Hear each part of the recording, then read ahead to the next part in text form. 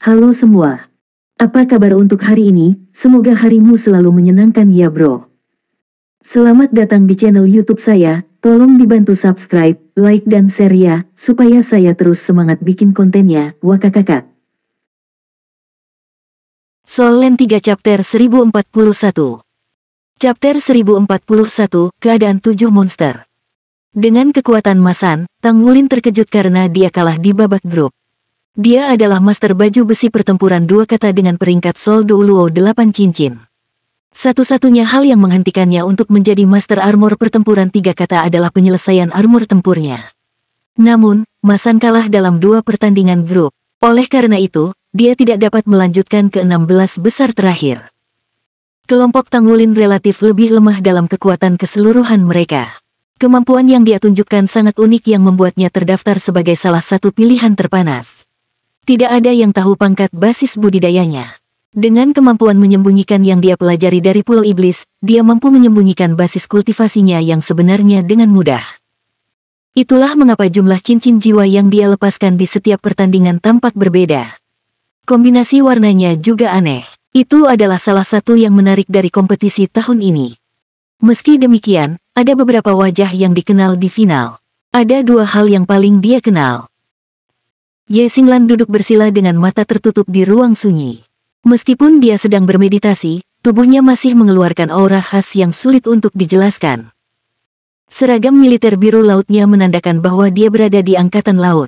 Di pundaknya ada 2 batang emas dan 2 bintang emas, pangkat seorang komandan. Dipilih dari rekrutan baru, dia dan Sulizi mengandalkan kekuatan mereka sendiri untuk masuk ke angkatan laut. Itu adalah armada Issea Federal yang dikenal sebagai armada yang tak terkalahkan. Itu juga merupakan armada federasi yang paling kuat. Dalam hal jumlah pasukan, tidak banyak perbedaan antara Korps Angkatan Darat Issea dan Korps Angkatan Darat Laut Utara. Namun, dalam hal kekuatan dan perlengkapan prajurit, Korps Angkatan Darat Nordsea tidak ada bandingannya. Mereka adalah elit di antara para elit.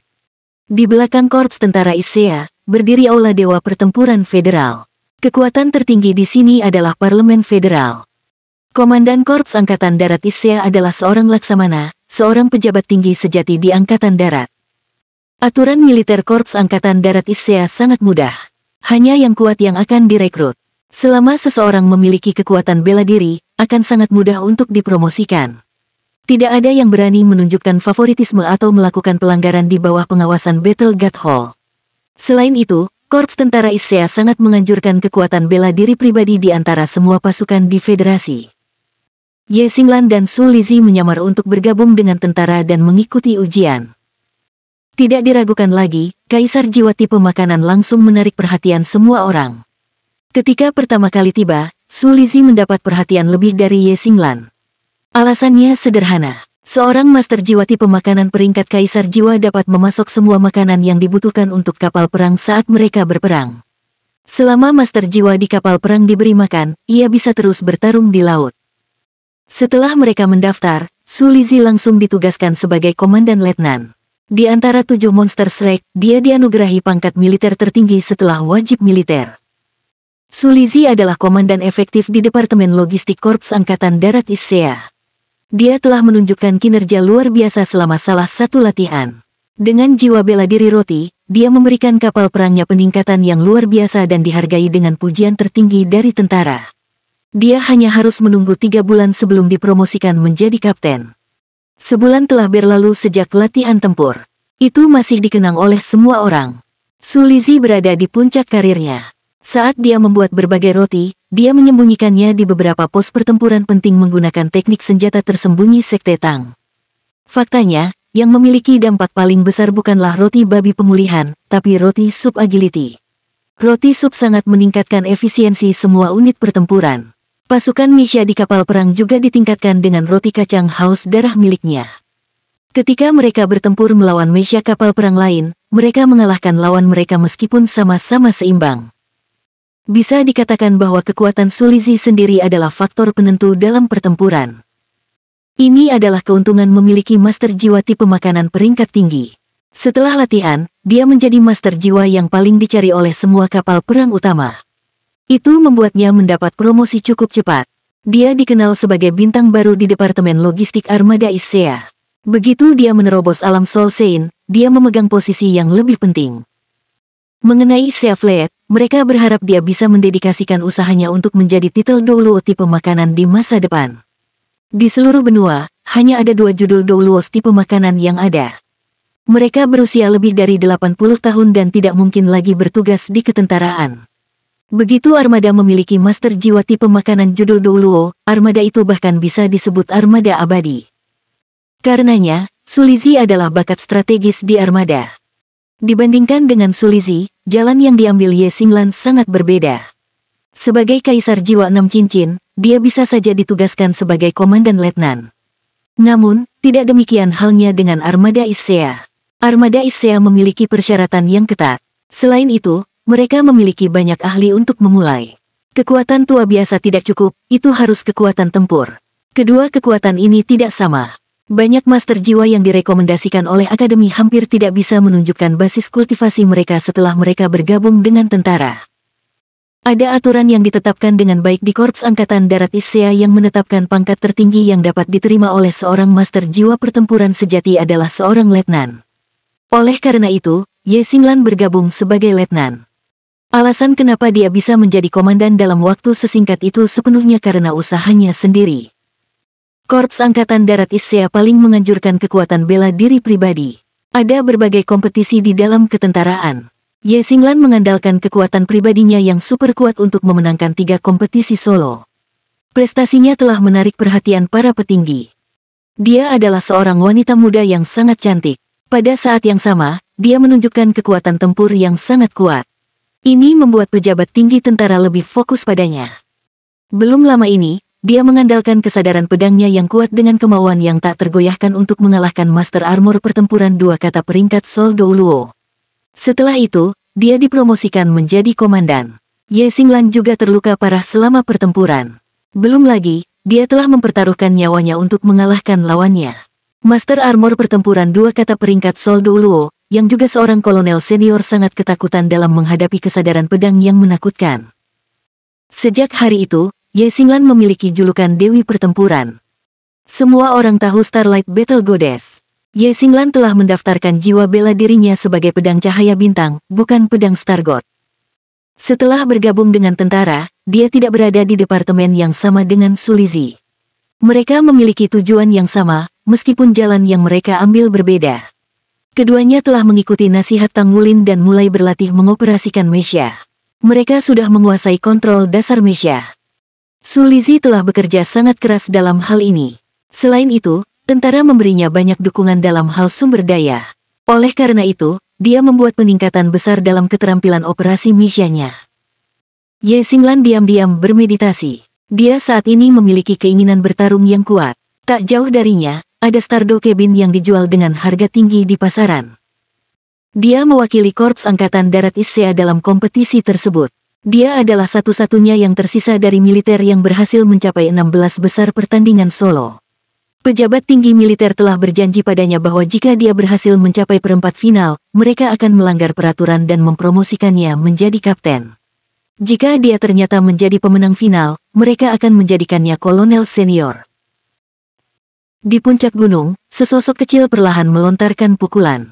Tiba-tiba angin kencang terjadi di puncak gunung. Di kejauhan, jejak kepalan raksasa perlahan-lahan terukir di atas sekelompok awan oleh gelombang kejut. Meski hanya bertahan sebentar, jejak kepalan tangan itu memang pemandangan yang indah. Sosok itu berputar lagi dan melontarkan pukulan lagi. Gerakannya relatif tenang, tetapi puncak gunung sekali lagi dihantam oleh angin kencang. Dia tampak seperti binatang buas yang bisa menciptakan angin dan membubarkan awan. Tindakannya sangat lambat, namun, dia diam-diam membengkokkan ruang di sekitarnya. Pusaran yang terbentuk oleh awan dan kabut perlahan muncul di langit. Pergerakannya mulai menambah kecepatan. Dengan setiap pukulan yang dia lemparkan, udara akan bergetar hebat dan pusaran akan sedikit membesar. Lingkaran cincin jiwa naik dari bawah kakinya.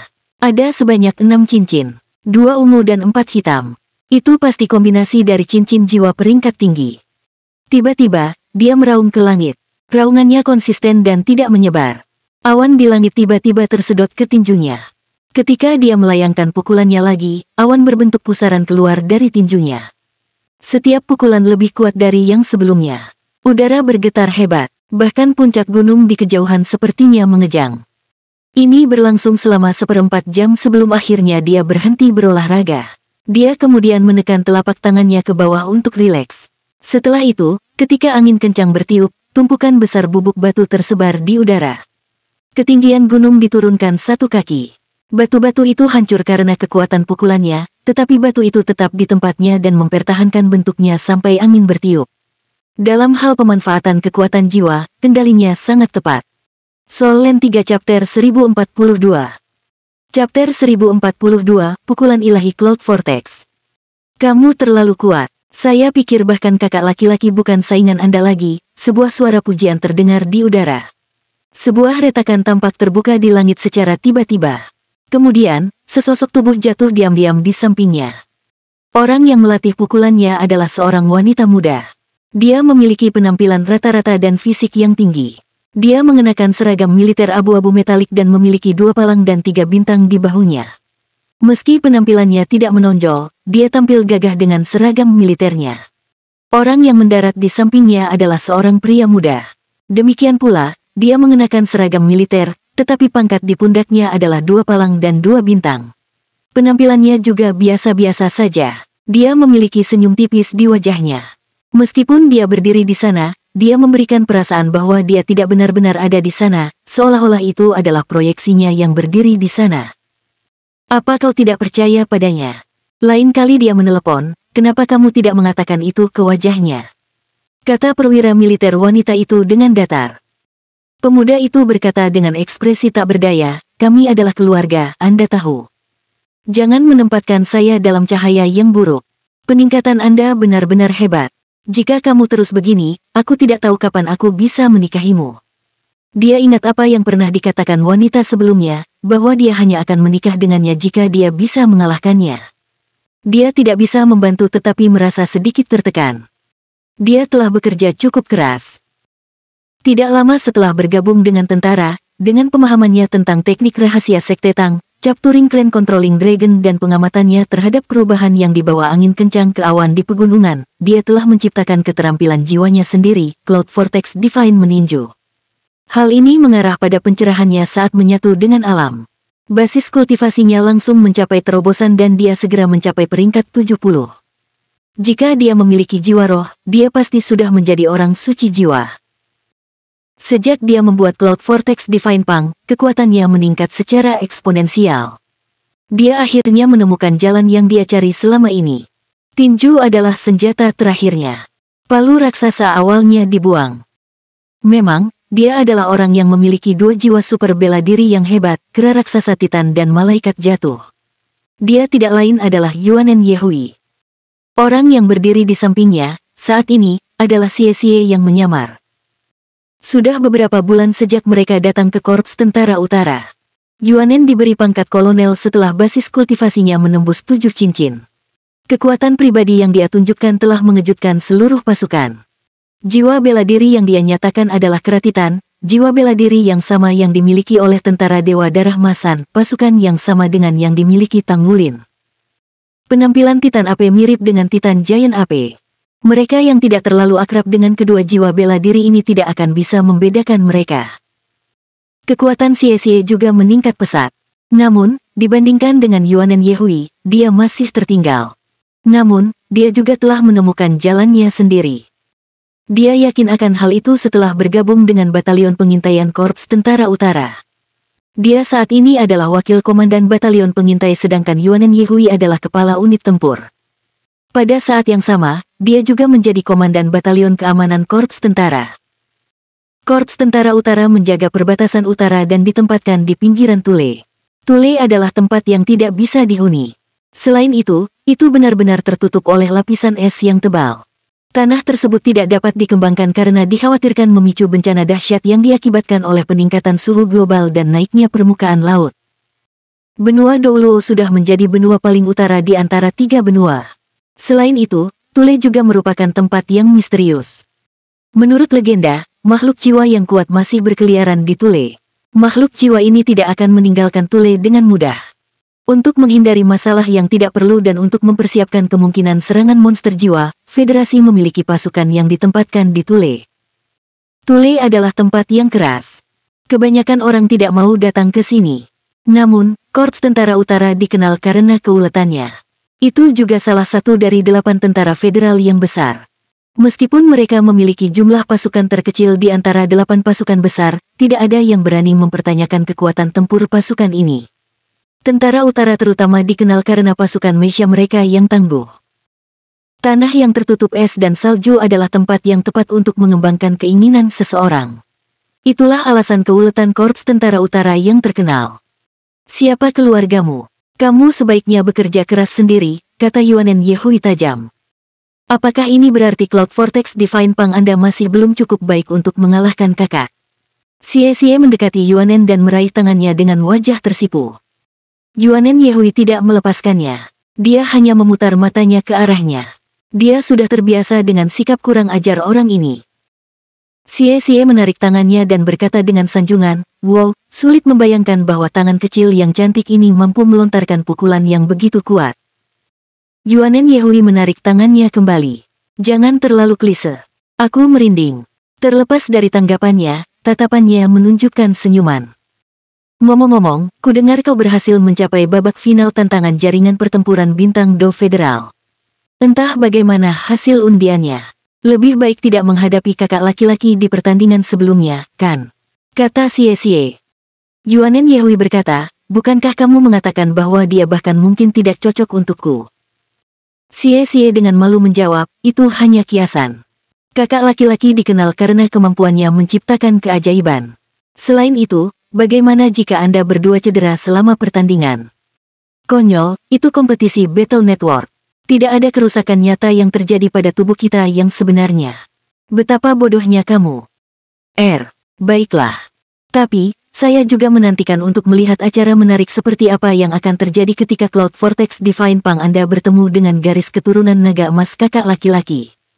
Oh ya, kali ini Zheng Yu tidak berhasil mencapai final. Dia sangat tertekan. Hahaha. Kamu berbicara seolah-olah kamu sendiri yang berhasil mencapai final. Petik 2. Berhentilah depresi. Kamu sangat dekat. Keberuntungan juga memainkan perannya. Anda tidak bisa menyalahkan diri sendiri karena kalah. Su Xiaoyan menjabat tangan Yue Zhengyu dengan ringan. Yue Zhengyu tampak kalah. Keberuntungan juga merupakan bagian dari kekuatan seseorang. Langit benar-benar bekerja melawanku. Mengapa saya tidak melihat bidak baju besi perang yang hancur di lantai? Jika saya melakukannya, saya tidak akan kehilangan kendali atas tubuh saya. Kekuatan spiritual saya yang tidak cukup kuat. Saya tidak bisa menguasai medan pada saat yang genting. Ini mungkin sudah diperhitungkan oleh lawan saya. Kerugian adalah kerugian. Saya tidak mengatakan itu tidak adil. Saya hanya kecewa karena saya tidak bisa bertemu dengan kakak laki-laki dan yang lainnya di final. Saya bermaksud untuk melihat seberapa jauh semua orang telah berkembang selama final. Bahu mereka dihiasi dengan pangkat seorang letnan kolonel. Mereka mengenakan seragam militer kuning yang cerdas. Dari tugas resmi mereka, Su Xiaoyan bahkan mungkin memiliki peringkat di atas Yue Zhengyu. Seorang master jiwa pertempuran mudah ditemukan, tetapi master jiwa sistem kontrol super kuat jarang terjadi. Dalam hal kemampuan mengendalikan, kendali mutlak staf bintang Su Xiaoyan telah membuatnya hampir seperti peri ketika dia bergabung dengan Korps Tentara Selatan. Dia segera dipromosikan. Alasan mereka memilih Korps Tentara Selatan adalah karena Komandan Korps Tentara Selatan adalah anggota klan Malaikat Suci. Dengan kata lain, itu adalah cadangan keluarga Yue Zhengyu. Mereka tidak perlu takut mengungkap identitas mereka di sini. Yang memperburuk depresi Yue Zhengyu adalah promosi Su Xiaoyan yang murni karena upaya pribadinya, sedangkan promosinya sebagian dimotivasi oleh fakta bahwa ia berasal dari klan Malaikat Suci. Dia bermaksud untuk menampilkan kekuatannya sendiri melalui tantangan jaringan pertempuran bintang Do Federal sebagai pembenaran bahwa dia layak mendapatkan pangkat itu. Namun, tidak ada yang mengharapkan lawannya untuk mengubah gelombang pertempuran ketika dia sudah berada di atas angin. Su Xiaoyan menutup mulutnya dan terkikik. Mungkinkah kamu memiliki kepercayaan diri untuk mengalahkan kakak? Jangan lupa bahwa dia pernah mengalahkanmu dan Xie pada saat bersamaan. Yue Zhengyu terbatuk. Bisakah kita tidak mengungkit masa lalu? Saya baru saja mengatakan. Setelah menyelesaikan baptisan suci klan saya, kekuatan jiwa saya dimurnikan. Saya akan segera dapat membentuk inti jiwa saya. Setelah inti jiwaku selesai, aku pasti akan menerobos ke peringkat 70. Kemudian, saya akan bergabung dengan monster jiwa tipe tumbuhan 100.000 tahun dan mendapatkan cincin jiwa 100.000 tahun. Kalau begitu aku akan bisa memiliki kesempatan melawan kakak laki-laki. Soul Land 3 Chapter 1043. Chapter 1043, dia berbeda sekarang. Su Xiaoyan menghela nafas. Awalnya aku tidak ingin membuatmu stres, tapi kupikir lebih baik bagimu untuk menerima kenyataan lebih awal. Saya telah melihat rekaman pertempuran Big Brother dari tahap akhir kompetisi. Anda harus melihat sendiri nanti. Dia berbeda sekarang. Apa yang Anda maksud dengan berbeda? Tanya Yue Zhengyu dengan rasa ingin tahu. Su Xiaoyan berbicara, saya tidak berani mengklaim menjadi dominan dan luar biasa lagi. Mungkinkah Anda berpikir bahwa hanya kami yang dapat mencapai terobosan? Saya dapat mengatakan bahwa kakak telah membuat terobosan juga. Selain itu, ini adalah lompatan kuantum baginya. Yue Zhengyu tidak terlihat muram seperti yang dibayangkan Su Xiaoyan. Bibirnya tersenyum. Begitulah cara melakukannya. Itulah mengapa dia adalah kapten kami. Dia selalu terampil dalam menciptakan keajaiban selama ini. Di sisi lain, dia akan memimpin kita untuk menciptakan keajaiban yang lebih besar lagi di masa depan, jadi bagaimana dia bisa melakukannya jika dia tidak kuat? Saya sudah merasa sedikit bersemangat untuk mencoba sekarang. Bagaimanapun caranya, kita harus mencurahkan setiap upaya untuk mengangkat diri kita sendiri sebagai benih akademi. Hampir semua televisi jiwa mulai menyiarkan rekaman kompetisi dari Federal Stardo Battle Network Challenge. Banyak orang menunggu kompetisi yang akan dimulai di depan layar mereka. Tidak ada batasan usia dalam kompetisi karena hanya terbatas pada master jiwa di bawah basis budidaya armor pertempuran 3 kata. Dikatakan bahwa setelah peningkatan segera dari jaringan pertempuran Stardo, bahkan master jiwa peringkat atas dapat berpartisipasi dalam kompetisi. Seseorang tidak punya pilihan selain mengatakan Stardo Battle Network telah berhasil menggunakan kontes untuk mempromosikan dirinya di seluruh federasi kali ini. 16 kontestan terakhir hanya diberi nomor dan juga peluang mereka untuk menang. Publik diizinkan untuk bertaruh siapa yang akan menjadi juara terakhir. Peluang mereka dialokasikan sesuai dengan kinerja master jiwa selama kompetisi sebelumnya. Namun, tidak ada keraguan bahwa taruhan telah meningkatkan suhu kompetisi. Federasi mendapatkan penghasilan yang menguntungkan dari perjudian saja. Peluang untuk nomor 33 adalah 1:4 dan peringkat ketiga dalam daftar peringkat peluang. Prediksi kemampuan, terampil dalam kekuatan. Jiwa bela diri, mirip dengan naga sungguhan. Basis budidaya, tidak diketahui dengan kemampuan untuk menyembunyikan cincin jiwa. Perkiraan basis budidaya, Soul Sage 7 cincin atau lebih. Mampu mengakhiri pertempuran dengan meluncurkan kemampuan menyerang yang kuat dan eksplosif dalam waktu singkat, seperti yang terlihat melalui rekaman pertempuran sebelumnya. Kekuatan yang tak tertahankan. Nama panggilan, Raja Naga Emas. Salah satu topik hangat dalam adu mekanik tentang juara terakhir. Kelemahan, terutama tentang apakah master jiwa ini dilengkapi dengan kemampuan untuk mempertahankan pertempuran. Master jiwa biasa dengan kekuatan ledakan sedikit lebih lemah dalam pertempuran terus-menerus selama pertempuran sebenarnya. Setelah dia bertemu lawan yang seimbang yang dapat menahan ledakan sebelumnya, maka dia kemungkinan besar akan kalah dalam kompetisi terakhir. Penilaian keseluruhan, kemungkinan menjadi juara mungkin lebih dari 20%. Kemampuan individu yang kuat dengan kemungkinan kemampuan tersembunyi. Pertarungannya selalu membuat seseorang terbakar dengan amarah yang benar. Dia adalah kombinasi sempurna antara kekuatan dan keindahan. Sangat populer di mata penonton. Mungkin, dia bukan yang paling kuat di antara semua kontestan tapi pasti yang paling keren. Dia terkenal sebagai kontestan yang paling mudah menyentuh hati para gadis muda menurut peringkat Stardo Battle Network. Tang Wulin tidak bisa menahan perasaan tidak bisa berkata-kata setelah membaca penilaiannya. Apa yang mereka maksud dengan kontestan yang paling mudah menyentuh hati para gadis muda? Penilaiannya sangat aneh. Dia melepas pakaiannya dan memasuki Stardo Cabin. Dia online dan menyelesaikan banyak tugas persiapan. Kabin Stardo ditutup dan dia terhubung.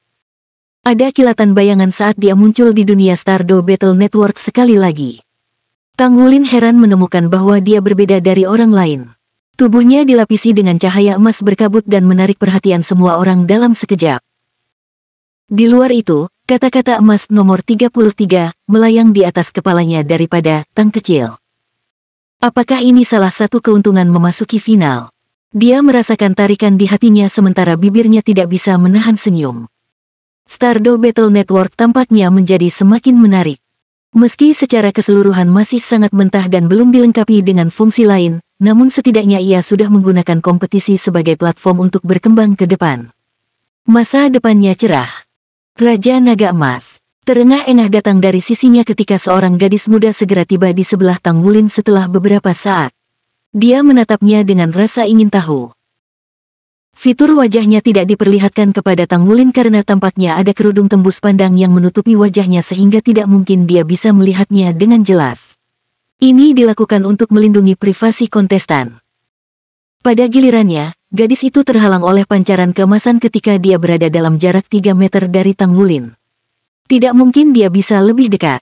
Tang Wulin tidak mengucapkan sepatah kata pun, mengambil langkah besar menuju arena kompetisi. Di sekelilingnya, terdengar terengah-engah dan raungan, tapi mungkin karena pengaturan sistem, tidak ada yang bisa mendekat lebih dari 3 meter darinya. Saat dia dengan cepat melewatinya, orang-orang segera menghilang secara alami. Final akan segera dimulai jadi untuk menjadi juara terakhir, dia masih harus mengikuti 4 kompetisi. Tidak ada keraguan bahwa 4 kompetisi akan sangat sulit baginya. Lawan yang akan dia hadapi akan lebih kuat dari yang sebelumnya. Dia sudah melihat peluang untuk Yuanen Yehui dan Ye Xinglan sebelumnya. Peluang mereka masing-masing adalah kedua dan ketiga dari terakhir. Pada saat yang sama, ia juga melihat rekaman kompetisi kontestan lain dari sebelumnya. Dia sangat sadar bahwa kompetisi berikut akan sangat berat baginya.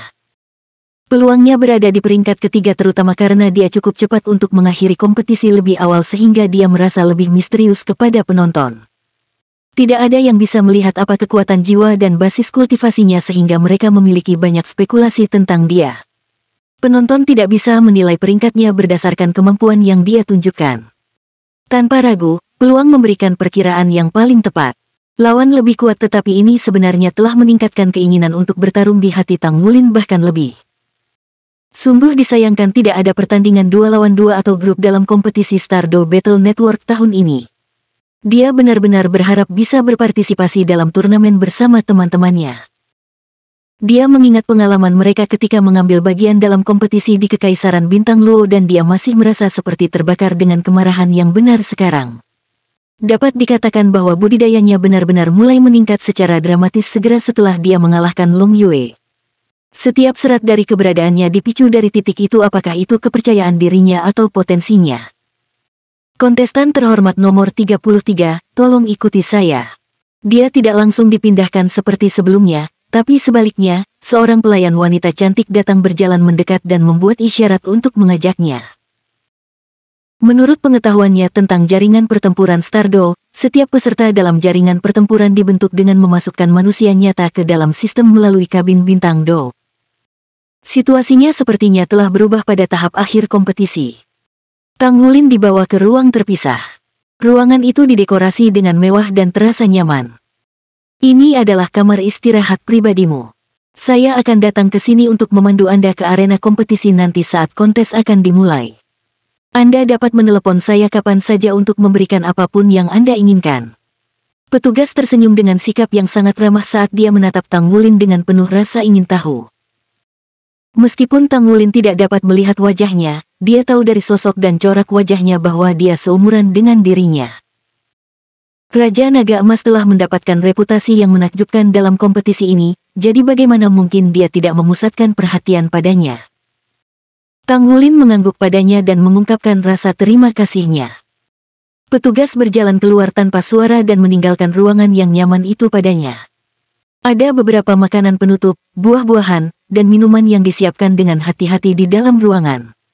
Sebuah tempat tidur ditempatkan di samping dengan bantal yang khusus digunakan untuk meditasi.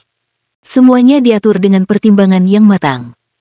Tang Wulin duduk di atas bantal dan meletakkan tangannya di atas lutut. Dia menutup matanya dan duduk dengan tenang. Itu adalah putaran pertama dari 16 menjadi 8 untuk putaran final hari ini. Setiap babak adalah turnamen eliminasi sehingga setiap kontestan hanya memiliki 1 kesempatan. Sedangkan untuk hasil undian, pengumuman baru akan dilakukan setelah kompetisi dimulai. Jadi, tidak ada dari mereka yang tahu siapa lawan mereka. Tang Wulin tidak keberatan bertemu dengan siapapun, tetapi dia tidak ingin melawan teman-temannya. Pada saat yang sama, dia merasa percaya diri untuk Yuanen dan Ye Xinglan karena Calo tidak memiliki semua detail tentang semuanya.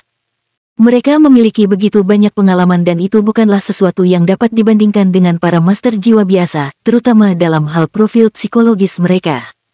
Dengan pelatihan dari Pulau Iblis, mereka pasti akan menjadi jauh lebih kuat daripada orang kebanyakan. Cahaya samar muncul di wajah Tang Wulin. Itu menghilang dan berubah menjadi warna emas yang membuat kulitnya tampak tembus cahaya.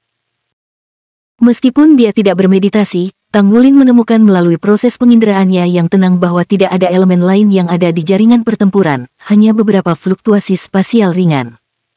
Jadi, meskipun Stardow Battle Network dapat mensimulasikan dunia nyata dengan tingkat akurasi yang tinggi, itu masih berbeda dari kenyataan. Bagaimanapun, semua yang ada di sini hanyalah khayalan. Alasan bahwa jaringan tidak dapat menahan pertempuran antara Master Armor pertempuran 3 kata dan yang lebih tinggi bukanlah karena dampak energi, tetapi terutama karena kekuatan spiritual mereka sangat besar sehingga akan membahayakan seluruh sistem dan melemparkannya ke dalam kekacauan. Stardow Battle Network sangat mengagumkan.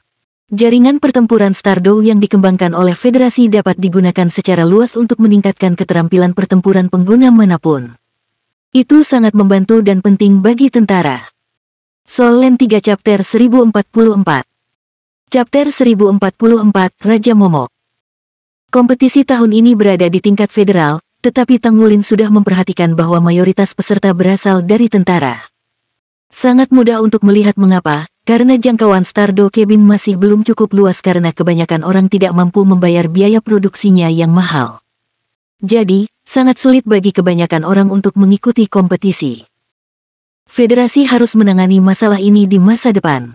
Setelah ini diselesaikan, pengembangan jaringan pertempuran Stardow akan maju dengan kecepatan yang luar biasa.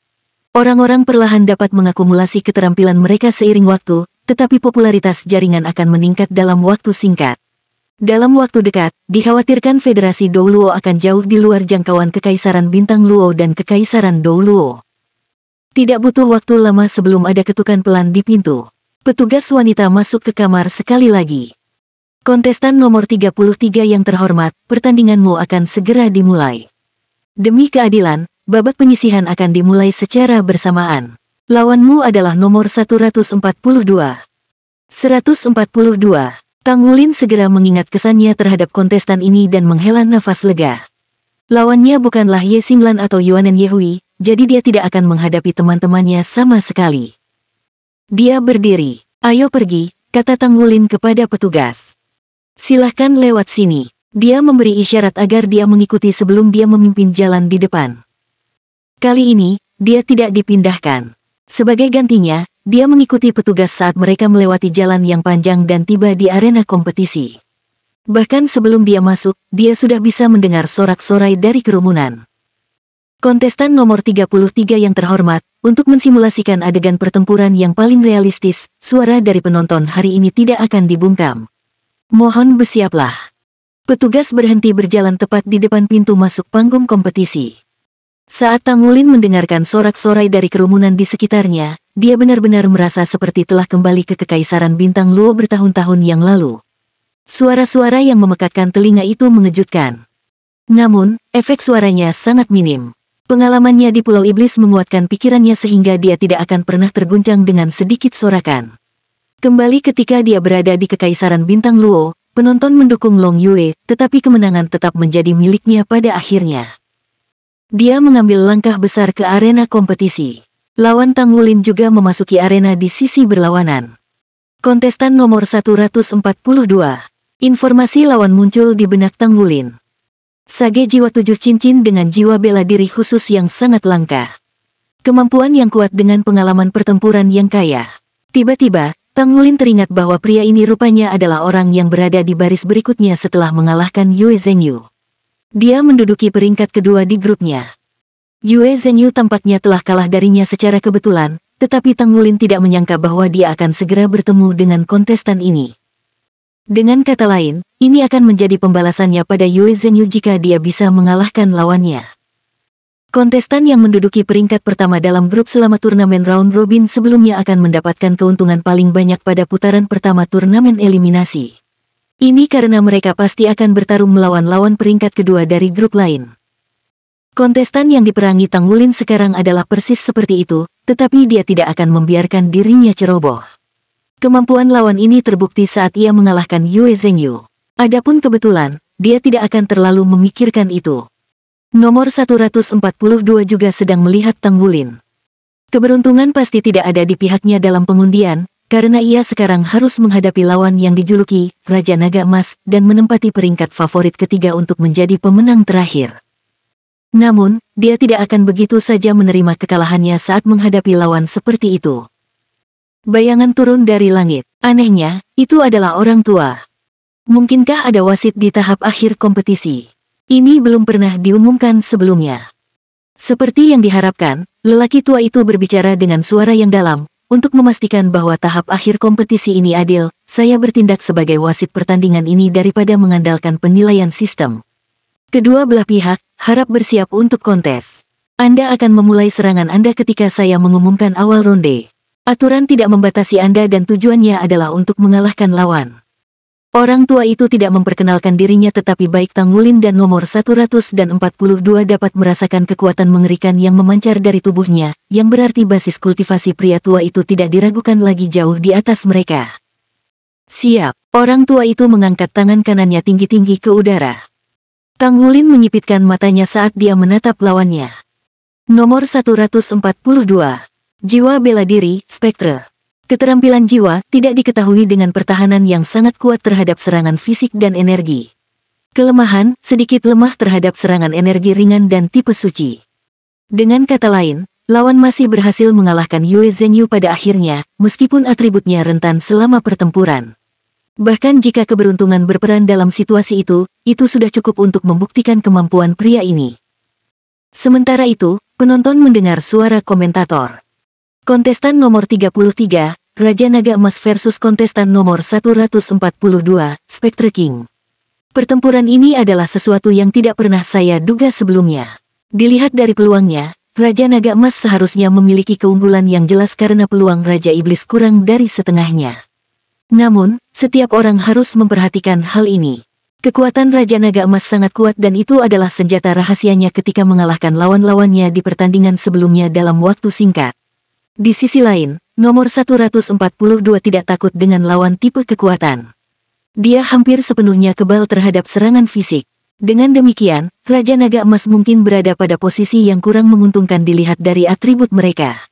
Saya ingin tahu apakah Spectre King mampu melakukan keajaiban dalam pertempuran ini. Saya percaya bahwa dia memiliki peluang.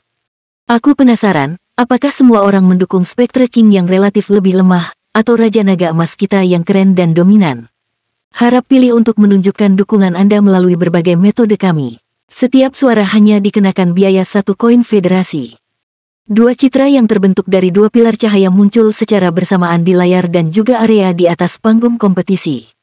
Pilar kuning diberi label dengan nomor 33 sedangkan yang biru diberi label 144. Pilar cahaya kedua belah pihak naik bersama. Tang Wulin dan nomor 142 dapat mendengar suara komentator. Mereka bisa merasakan setiap gangguan yang mungkin terjadi selama pertandingan final. Keduanya mengangkat kepala secara serempak dan melihat ke arah pilar cahaya di langit. Tang Wulin mengutuk dalam hati bagaimana federasi sedikit terlalu pandai dalam memanfaatkan acara ini. Tampaknya satu suara hanya akan menelan biaya 1 koin federasi, tetapi tidak ada batasan berapa banyak suara yang dapat diberikan oleh satu orang. Sangat mungkin bahwa orang kaya akan membelanjakan sebanyak yang dia inginkan. Terlebih lagi, federasi memiliki populasi yang besar dan ada banyak orang yang menonton kompetisi. Orang hanya bisa bertanya-tanya berapa banyak uang yang dihasilkan federasi dari ini. Kedua pilar cahaya itu naik dengan cepat dan seimbang pada awalnya, tetapi segera, pilar kuning Tang Wulin naik langsung ke udara, dengan cepat melampaui Raja Hantu Raja 142 nomor 1. Selain itu, pilar cahaya Tang Wulin berlipat ganda dengan sangat cepat. Tidak ada keraguan bahwa ada jauh lebih banyak penonton yang mendukung Raja Naga Emas yang mendominasi, berkilauan dengan warna emas yang menyilaukan yang dibalut baju perang Dragon Moon-nya, daripada Spectre King. Wasit melirik keduanya sebelum berteriak keras, mulai.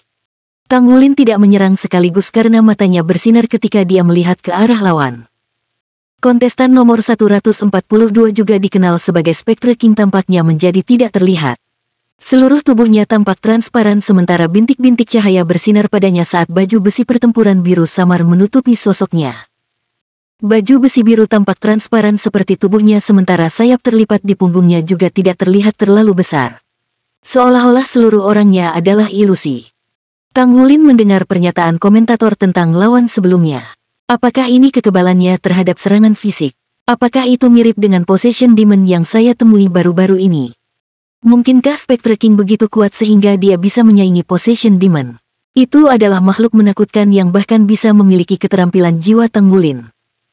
Bagaimanapun, Spectre masih hantu, jadi dia condong ke sisi yang lebih gelap.